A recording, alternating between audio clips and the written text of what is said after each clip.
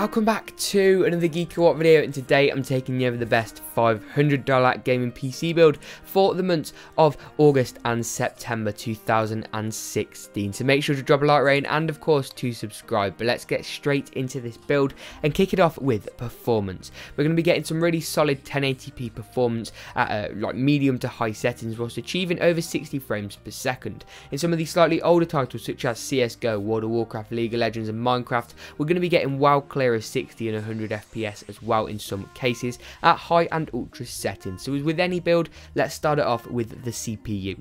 Intel's Core i3-6300 is a Skylake chip, meaning it supports DDR4 memory. The socket that this motherboard will support up to the Core i7-6700K. It comes clocked at 3.8 GHz, and whilst it is only a dual core CPU, it does have hyperthreading, meaning that it's got 2 physical and 2 virtual cores, which means that your Windows operating system and games will actually view this CPU as having 4 cores, meaning it maintains compatibility with all of the latest AAA titles.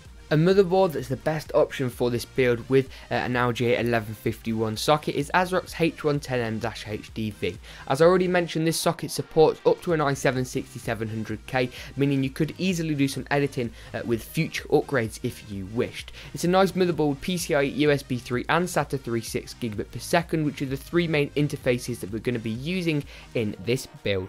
For the RAM, one 8GB DIMM of Kingston's HyperX Fury comes clocked at DDR4 2400 MHz. It's nice and fast, nice and snappy, and comes in black, red, white or blue. But the black one's in this parts list because it kind of suits the build colour scheme a little bit better.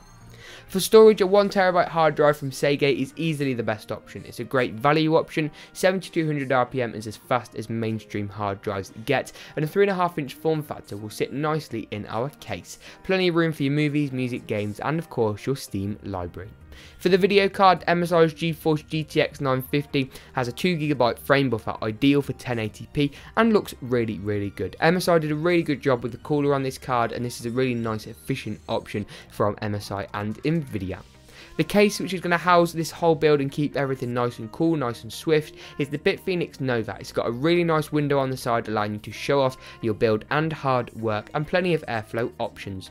It also supports a full-size ATX power supply, and the full-size ATX power supply we've gone for is EVGA's 500 watt. It's got an 80+ bronze certification, meaning it's guaranteed to run above 85% efficiency at all times, which is great, meaning that it's going to save you money at the wall because it's not wasting as much electricity as one that's rated lower. It's also going to increase the lifespan and longevity of your components and gives plenty of headroom for any future upgrades. This build only consumes a grand total of 222 watts, meaning you've got around about 260-ish to play with if you wanted another graphics card or another hard drive or some more RAM, for example. But that wraps it up for this build. If you did enjoy, make sure to drop a like rating and as always to subscribe. But I'll see you in the next GeekaWhat video.